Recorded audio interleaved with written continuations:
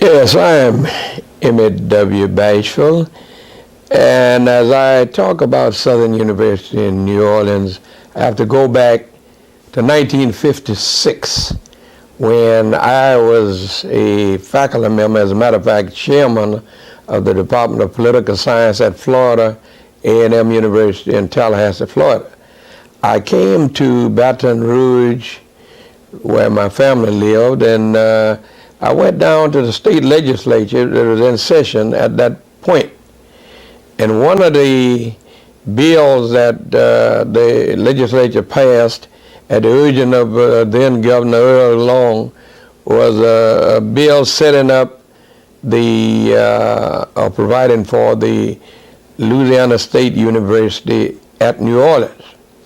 They also passed a bill setting up a Southern University at New Orleans, a campus of Southern University from Baton Rouge, just like LSUNO was a campus of the Louisiana State University at Baton Rouge. It was interesting that when that bill passed, I had no idea that I would be involved in any way with Southern University at New Orleans. I went back to Tallahassee, and Dr. Felton G. Clark, who was then president of Southern University, had been trying to get me to come to Southern University Baton Rouge as a faculty member. In 1958, I finally agreed to come to the Baton Rouge campus of Southern University as a professor of political science. So from 58, 59, I was on the faculty there in political science and enjoyed it with Dr. Rodney Higgins and many other prominent people, Dr. Lucius Barker, and one or two other persons that many of you know, Dr. Jewel Prestidge. In any event, at the end of that 58-59 school year, I was at my home in Baton Rouge, and Dr. E.C. Harrison called me and asked me to come up to his office on the Baton Rouge campus of Southern University. He was then the vice president for academic affairs at Southern University, Baton Rouge. He asked me to come out because of a matter that he wanted to discuss with me. I went on up to his office, and he told me that Dr. Felton Clark was then at the meeting of the Louisiana State Board of Education, and it was presenting my name as what they call the Dean of Southern University, New Orleans. And I indicated to him that I wasn't really interested in that position, and he said, well, maybe you ought to give it some thought since Dr. Clark is presenting your name, and it might be embarrassing to him if you would not accept it. And so I agreed. I said, I'll come for 1 year and see what happens as a result of that. So and the newspaper came out that evening, the State Times, I think it was, that it indicated that Dr. Clark had presented my name to the State Board of Education and had approved my going there as the head of that campus. Subsequent to that, I talked to Dr. Harrison again, and Mr. Plunkett, Herman F. Plunkett, who was then in the registrar's office at Southern University, Baton Rouge. And I went to New Orleans. As a matter of fact, he had been selected as the registrar for Southern University, New Orleans, when it opened. We went to New Orleans, and I was really, to some degree, shocked at what I saw. The first building, the administration classroom building, was being built. It was in the middle of almost like a swamp because there's so much water and not too much vegetation around. And the building was near completed.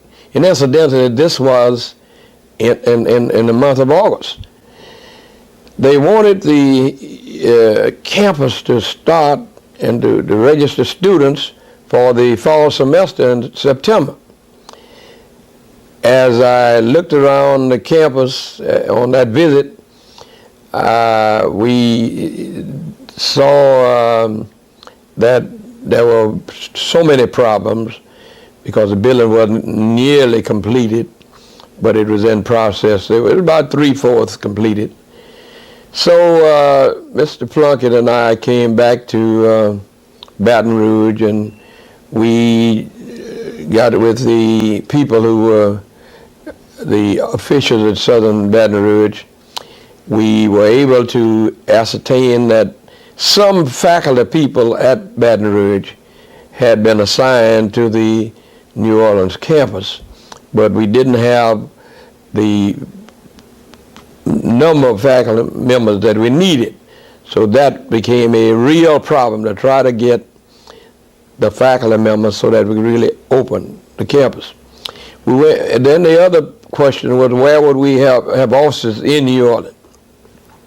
And through the excuse me, through the good offices of Dr. Netterville, Dr. G. Leon Netterville, who was then the business manager of Southern University New Orleans, Southern University Baton Rouge, rather, we were able to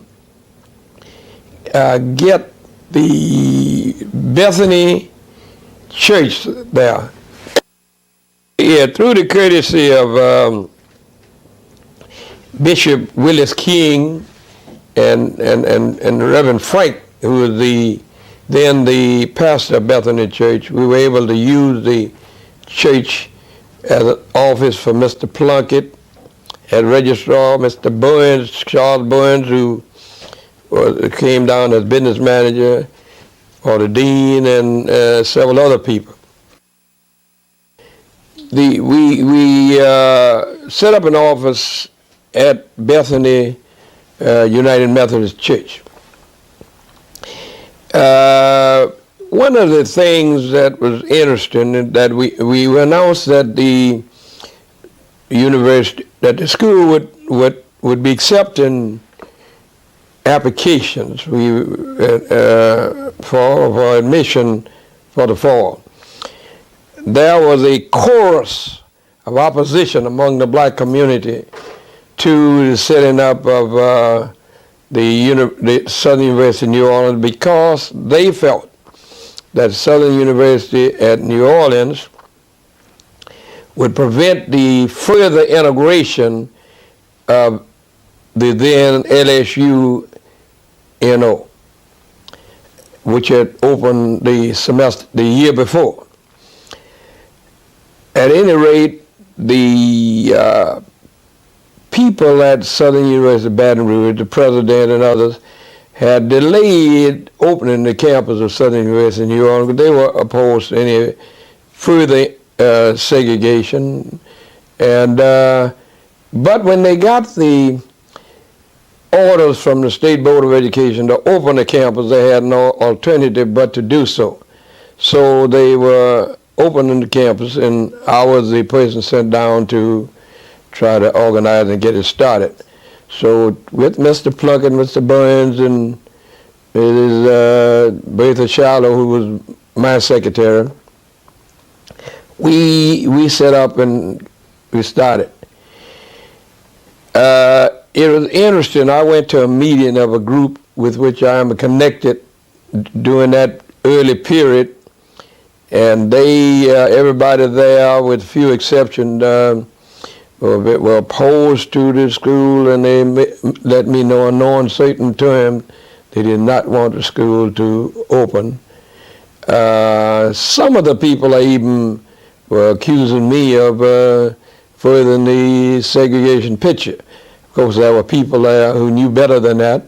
Among them was the later mayor of New Orleans, Dutch Morale, and he knew of my situation in Tallahassee, Florida, at Florida A&M, where I was a part of a movement to integrate the buses and other facilities in Tallahassee. And he brought that up and made it very clear that I had been involved in that type of situation, including the integration of the University of Florida at Gainesville. And so we had people to let them to file applications, and we let them know that we were going to open, and we did not a date we had to open. We had to get with the contractors, the building. They were still working on the building, and while we had offices over in the Bethany United Methodist Church. So they finally agreed to let us in the building September the 21st and 22nd in 1959. And they were still working on the building and at certain places. They finally let us in, and the furniture, the classroom furniture and some office furniture were placed in the building before that date. And on September the 21st, we registered 158 students. It was a very interesting situation. These students came. They were many of them were people who had not gone to college at all. A few of them had spent a semester or two at college. So they came, and we started with the 17 faculty members. We were able to get a few of them transferred from Southern University at Baton Rouge. Others that we hired, some of them we hired by calling them and having them sending in their credentials, and we, after looking at them, we felt that they would fit into our program. So we had 17 people. And the program was, of course, we started with freshman students. So the first year we were concerned with freshman classes, and we added the next year the sophomore class, the following year the junior class, the next year the senior class. So the registration started out at 158, and each year increased so that it was more than 2,000 when the first graduating class in 1963 took place, where 15 students earned their degrees. What is interesting to me is, of these 15 students, 2 of them became physicians. One was Charles Smith, who went to the University of California medical school finally, and then the other was Dr. Lawson, who went to Yale University. What interestingly about Lawson, he had not even finished high school. He took the GED test and got his high school diploma.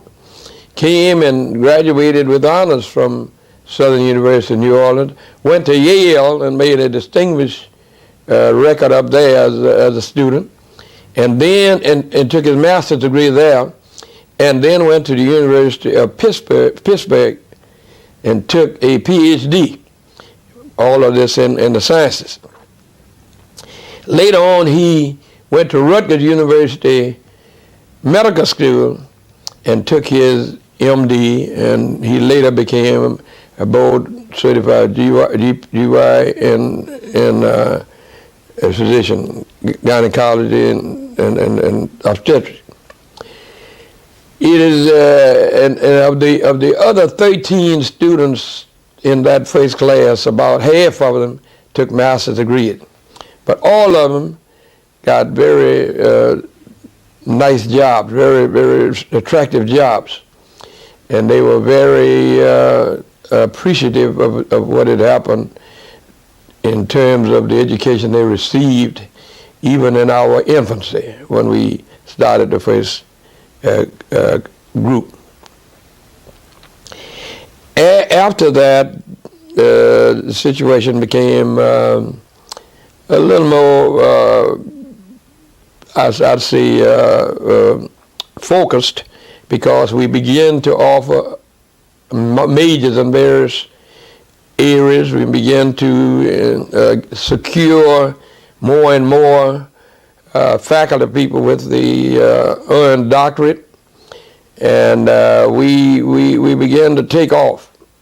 The first building, of course, was the administration classroom building, and then the next building going up was the science building. We call it now the old science building. And the cafeteria, the library, and gymnasium, and the new science classroom building, the education building, and some of the others. But during that period, the segregation in Louisiana was a rolling battle. We're in the public schools with the then Governor Davis. He and some of the members of the legislature, whose name I won't call, but they kept the picture of segregation before the legislature, and the federal courts would, as fast as they would pass one bill dealing with segregation and setting up segregation and segregating various areas of the public schools in New Orleans, the then federal judge, Judge Kelly Wright, would declare it unconstitutional. In the midst of all this, SUNO was growing and getting better. We had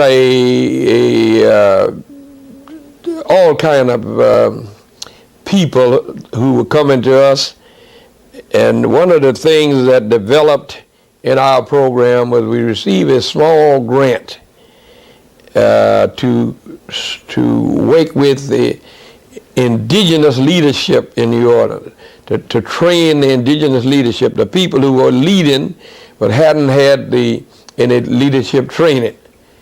And we were able to get a small grant to work with those people. Some of the finest people in the city. I could name some of those: Leontine Luke, Reverend Avery Alexander, and many others. I could call names and names and names. But Ms. Dorothy Taylor, who became a member of the legislature, the state legislature, at a later time. We trained them, and we asked them, what else can we do to serve the needs of the people in the community? And one of the first things they said, if you could have some classes in the evening after the people got off work, after they were finishing their daily jobs that they had. They worked during the day. They couldn't come during the day, but they wanted to come later on at night. So we started an evening program.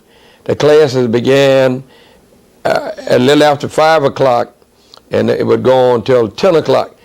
And when that word got out that we were starting that program, we just had a lot of students, regular students, traditional students, and non-traditional students, adults who came and were students in the evening division. And later we added the weekend program to it for the same people who could come on Friday evenings and on all day Saturday. Incidentally, the evening program, you'd come in the class you'd have to come into class on Monday and Wednesday or Tuesday and Thursday. Each class would meet either Monday and Wednesday, Tuesday and Thursday. So in order to get the 3-hour credit for various courses, a student had to come 2 days. But many of them came all 4 days and took classes in both sequences. And then on the weekend program, Friday evening and Saturday all day, they were able to take classes as well. We had to limit the number of classes they could take because we did not want to have them try to take more classes than they could deal with at the level of excellence that we wanted to project. So that was one of the main problems, one of the main, I'd say, programs that we started. It was an initiative that paid off in the long run. Because so many people were able to come to school at night and on the weekend. In addition, we were able to set up all of these majors in various areas, and the majors were in certain divisions, division of science, division of humanities, and so forth. And the head of each division then was, just say, the chair. Each one of those divisions became colleges later on, and those divisions were then headed by deans. That was an evolution of the programs from the department to the divisions and to the colleges. Incidentally, my title when I came to Southern University of New Orleans was dean, then vice president, and finally chancellor. And I spent, of course, a total of 28 years heading that campus with all of the good things that happened and many of the problems that evolved as a result of that. And you know, there were all kind of problems, problems from within, problems from without. We endured all of those. In spite of the problems, we were able to continue to progress and to go forward. And many of our students have gone and distinguished themselves all over the country. Even right at this time, in recent years, the postmaster became, the man who became postmaster was a Southern University at New Orleans graduate. The present chief of police is a Southern University graduate. One of the biggest business people in New Orleans in many respects, the managing chair, Bruno Intervalon, CPA, is a Southern University graduate. Members of the legislature, many of them Southern University graduates, and several of the people in the legislature now are graduates. Representative Marchand is one of the latest members of our graduates who was elected, and she has been re-elected, I understand. Young lady who is the Vice Chancellor, Mrs. Gloria Moultrie, one who is an associate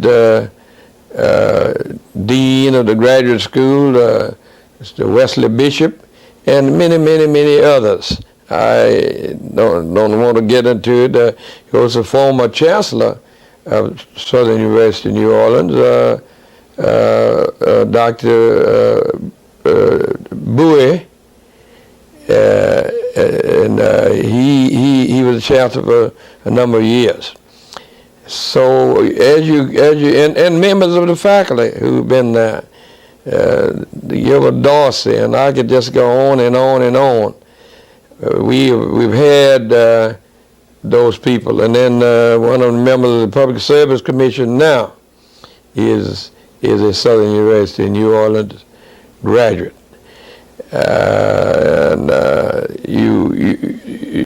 If you look around the city of New Orleans and look at the leadership in all branches of government and in the business community and in the community at large, people who in social service agencies, you will see a large number of Southern University at New Orleans graduates. Regardless, I know that there are some problems now because of Hurricane Katrina, and the campus has been sort of decimated, so to speak, by Hurricane Katrina. But I am very hopeful that the state of Louisiana will get there and get the university buildings ready to be occupied again, so that the students can come back to their campus where they want to be and where the faculty wants to be.